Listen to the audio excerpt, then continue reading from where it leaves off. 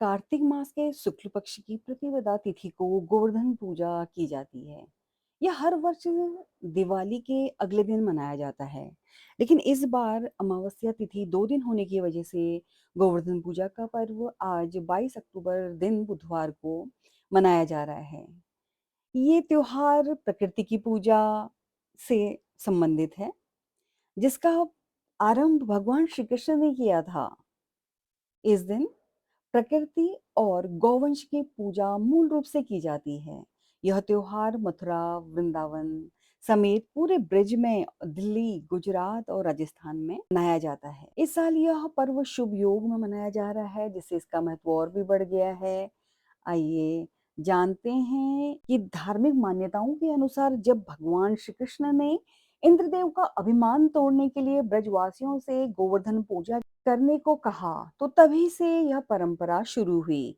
इंद्रदेव ने गुस्से में भीषण वर्षा कर दी। तब श्री कृष्ण ने अपनी कनिष्ठिका यानी सबसे छोटी उंगली पर गोवर्धन पर्वत उठा लिया और 7 दिन तक लगातार पूरे ब्रजवासियों को इस गोवर्धन पर्वत के नीचे शरण दी।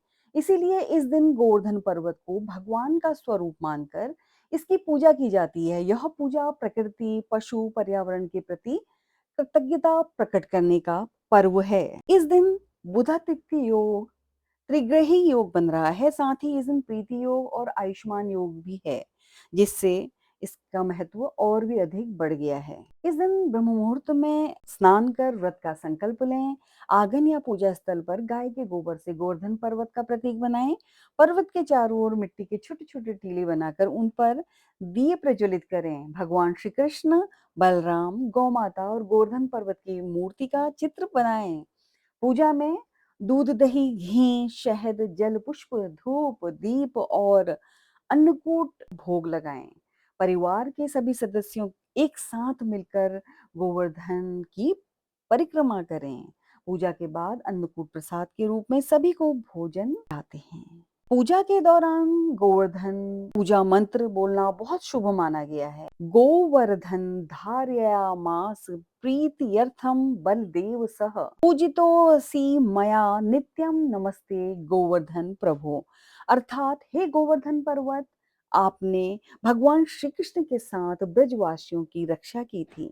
मैं आपको नित्य नमस्कार करती हूँ और आपकी पूजा करती हूँ। ओम नमः श्री वासुदेवाय या ओम गोवर्धनाय नमः या ओम श्री गोवर्धनाय नमः, इन मंत्रों का आप जाप करें और मंत्रोच्चारण के बाद आप गोवर्धन महाराज को भोग लगाएं, बांट दें। इस प्रकार विधि विधान से गोवर्धन की पूजा करने से शुभ फलों की प्राप्ति होती है। पक्ष की प्रतिपदा तिथि के दिन गोवर्धन महाराज को कुछ चीजों का भोग तो जरूर लगाएं। आप अपने सामर्थ्य के अनुसार साग, दाल, भात, कड़ी और मीठे में खीर, पूरी, हलवा, पेड़े, बर्फी, लड्डू, जलेबी का भोग लगाएं।